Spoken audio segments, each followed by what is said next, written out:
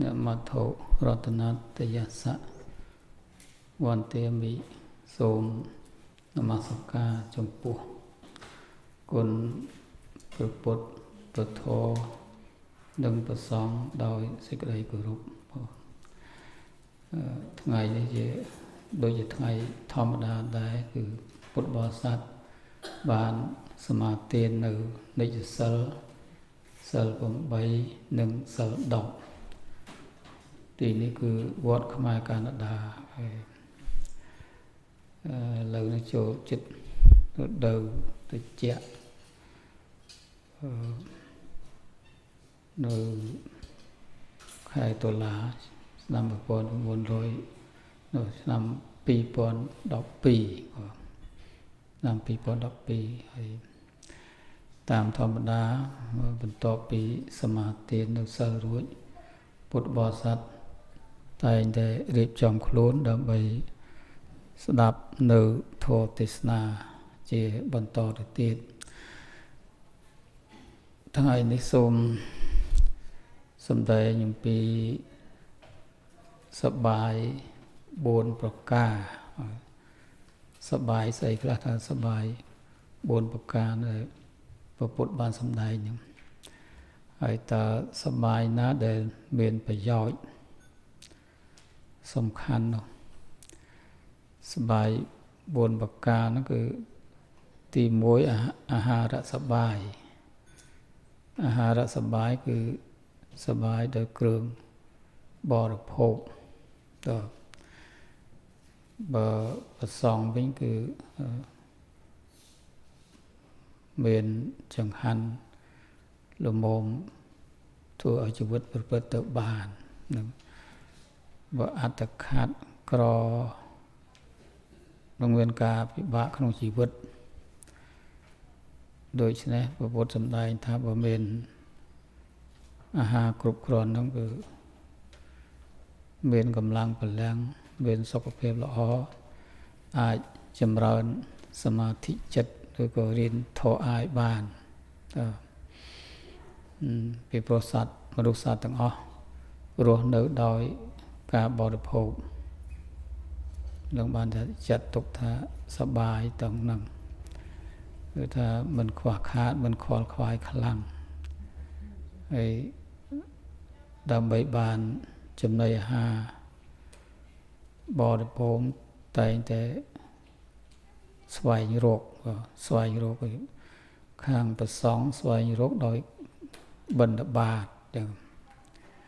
បើមានគេបវរណាទៅគេយើងទទួលបានទៅហើយពុទ្ធបរិស័ទជាកុហកដល់ខំប្រឹងប្រែងរកស៊ីធ្វើការងារប្រកបដោយធម៌អានឹងទី1អាហារហ្នឹងបើគ្មានអាហារទេឬក៏ក្រខ្សត់អាហារហ្នឹងពិបាកជីវិតពិបាករស់នៅហ្នឹងធ្វើកិច្ចការអីក៏អត់កើតបើគ្មានកម្លាំងពលំដើម្បីបន្តជីវិតតទៅទៀតនិយាយដោយខ្លីៗហើយទី2គឺសេនាសនៈសបាយសេនាសនៈសបាយគឺទីដេកទីអង្គុយយើងធម្មតាថាផ្ទះទីលំនៅបើប្រសងឲ្យកត់សិលកត់សម្រាប់ស្នាក់នៅបាទនឹងឲ្យមានទីកន្លែងអាស្រ័យនៅដើម្បីការពារខ្យល់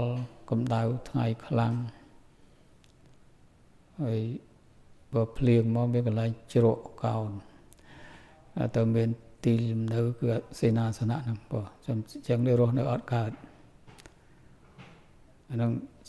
ជាការសបាយមួយគឺសេនាសនៈសបាយ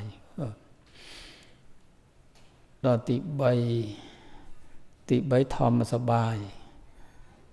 ធម្មសបាយគឺសបាយធម៌យើងប្រែខ្លីសបាយធម៌សបាយធម៌បែបម៉េចថានៅទីនោះមានអ្នកសម្ដែងធម៌ទេសនា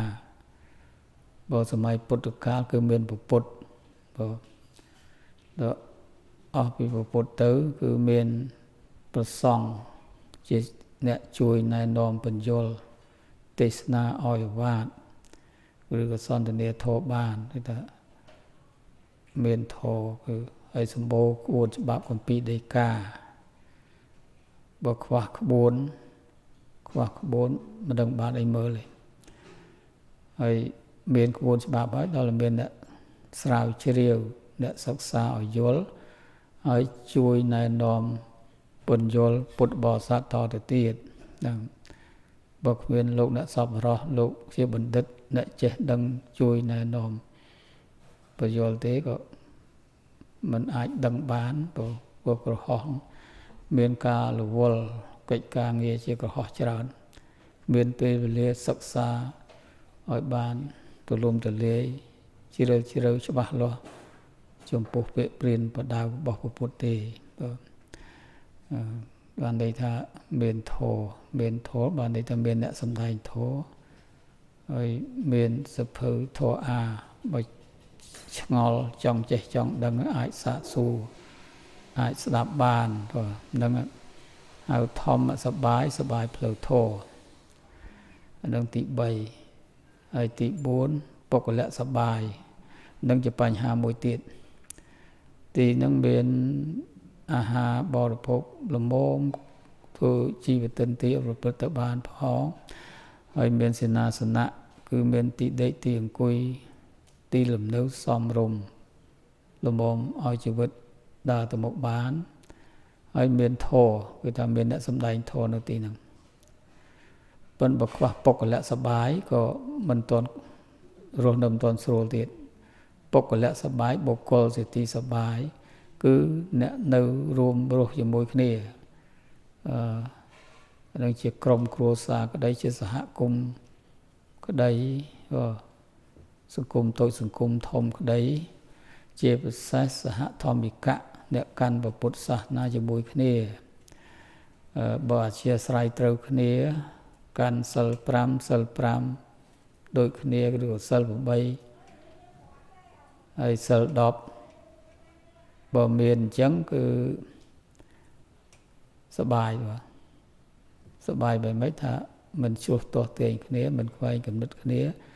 មានអធ្យាស្រ័យល្អដល់គ្នាទៅវិញទៅមកអាហ្នឹងសបាយហើយបងព្រោះទីនឹងមានធម៌អាហារក៏ដោយប៉ុន្តែចិត្តវាអត់ត្រូវគ្នាអធ្យាស្រ័យវាមិនត្រូវគ្នាក៏ពិបាករស់នៅដែរដូច្នេះបើចម្រើនធម៌បើសុំសិលធ្វើដូចគ្នាមានទិដ្ឋិមានការប្រព្រឹត្តដូចគ្នាទើបរស់នៅជាមួយគ្នាបានល្អហើយបានសុខបានស្រួលនឹងលោកពោលដោយសរុបថាបើទីនោះខ្សត់ខ្សោយទ្រព្យអាហារបរិភោគខ្លះហើយទីសេនាសនៈមិនប្រណិតមិនល្អឆើតឆាយទេ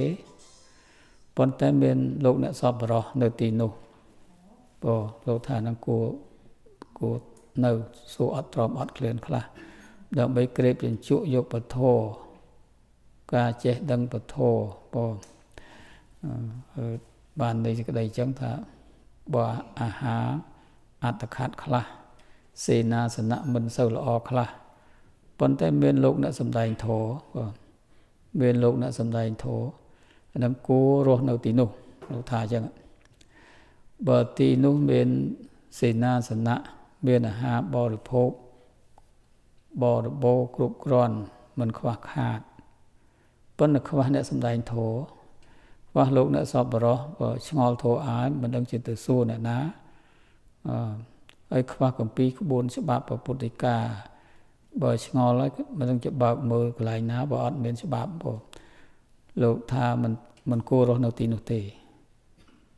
ពីព្រោះអីអត់មានធម៌អត់មានធម្មសបាយសបាយដើម្បីអប់រំចិត្តលោកប្រៀបថាដូចជាសត្វជ្រូកដែលគេចិញ្ចឹមយកសាច់លក់នោះសម្រាប់យកសាច់លក់លោកថាជ្រូកនោះធំធាត់តែរូបរាងកាយប៉ុន្តែបញ្ញាអត់មានទេអត់មានបញ្ញាទេធំធាត់តែរូបរាងកាយយ៉ាងណាមិញបើនៅទីនោះ មានអាហារបរិភោគគ្រប់គ្រាន់ធាត់ធំឡើងសាច់ឈាមស្រស់បោះហើយមានទីដេកទីអង្គុយល្អឆើតឆាយលោកថាធំធាត់តែរាងកាយទេប៉ុន្តែបញ្ញាស្មារតីអត់មានទេផ្លូវធម៌អត់មានទេព្រោះលោកថាមិនគួររស់នៅទីនោះទេវាឥតប្រយោជន៍ដើម្បីធ្វើខ្លួនឲ្យបានសុខបានចម្រើនទៅមុខទៀតលោកនិយាយចឹងបងតែសង្កត់ធ្ងន់មួយទៀតដែរថាមានសពបរោះលោកអ្នកសម្ដែងធម៌ហើយ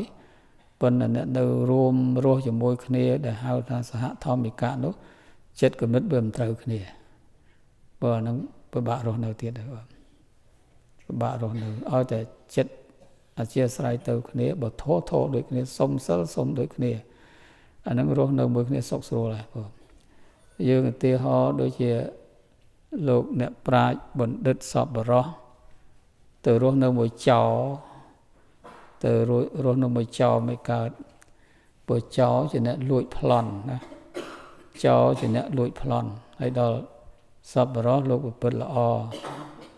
នឹងរស់នៅមួយគ្នាមិនកើតវាខុសគ្នា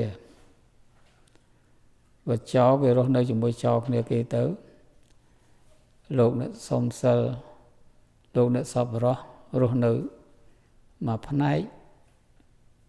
ជាមួយលោកអ្នកសប្បុរសដូចគ្នាហ្នឹងបានរស់នៅជាមួយគ្នាបានសុខបានស្រួលនឹងរឿងសែប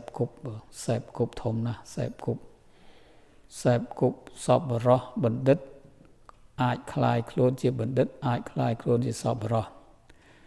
សែបគប់មនុស្សអាក្រក់ជួនពេលរស់នៅជាមួយមនុស្សពេលយូរទៅអាចសិក្សាតាមគំនិតពេលទៅអានឹងខូចប្រយោជន៍អានឹងដូច្នេះអាហារ4យ៉ាងលោកពោលអាហារ4យ៉ាងហ្នឹងបងគឺអាហារសបាយបងសបាយ4យ៉ាងបងអាហារសបាយគឺសបាយរឿងចំណីអាហារគ្រប់គ្រាន់សេនាសនៈសបាយខាងទីលំនៅទីដេកទីអង្គុយបានសំរុំមិនឆើតឆាយពេកទេឲ្យល្មមរស់នៅបានហើយទី3គឺធម្មសបាយផ្លូវធម៌គឺរស់នៅទីនោះមានលោកអ្នកសម្ដែងធម៌មានលោកអ្នកសប្បុរសបងអាហ្នឹងជាសបាយមួយហើយមួយទៀតរស់នៅជាមួយគ្នាបានសុខបានស្រួលព្រោះអ្នកសមាជិកដែលរស់នៅជាមួយគ្នាហ្នឹងគឺមានការប្រព្រឹត្តដូចគ្នាមានទិដ្ឋិមានយោបល់ដូចគ្នាមានអធ្យាស្រ័យដូចគ្នាបើខុសត្រូវគ្នាបន្តិចបន្តួចចេះអត់ឱនដល់គ្នានឹងគ្នាទៅវិញទៅមកលោកថាកន្លែងនោះប្រសើរបាទនឹងឲ្យចាំទុកនិយាយពីអាហារ4យ៉ាងនោះហ្នឹងជាមេត្តាធម៌ជាកងធម៌ឲ្យយើងចាំព្រោះក្រៅពីលោកអ្នកសប្បុរសជាពិសេសពុទ្ធនឹងងាយណាសម្ដែងបានអញ្ចឹងទេព្រោះសម្ដែងលោកមានវគ្គមានឃ្លាត្រឹមត្រូវណាស់ហើយគួរយើងជ្រើសរើសប្រព្រឹត្តតាម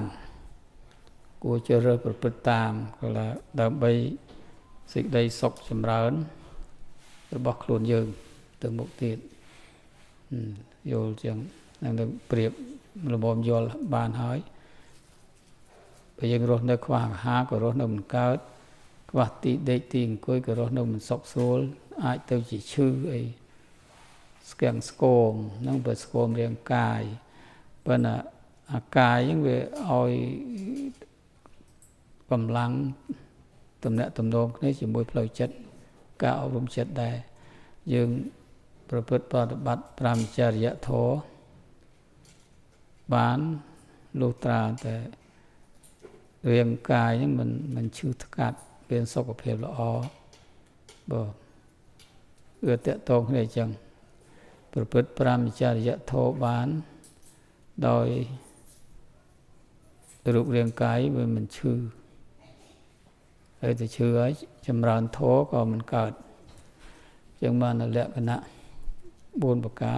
សូមពិចារណាបើចឹងហើយជាពិសេសផ្លូវធម៌ហ្នឹងយើងរស់នៅទីណាក៏ដោយឲ្យតែមានលោកអ្នកសំដែងធម៌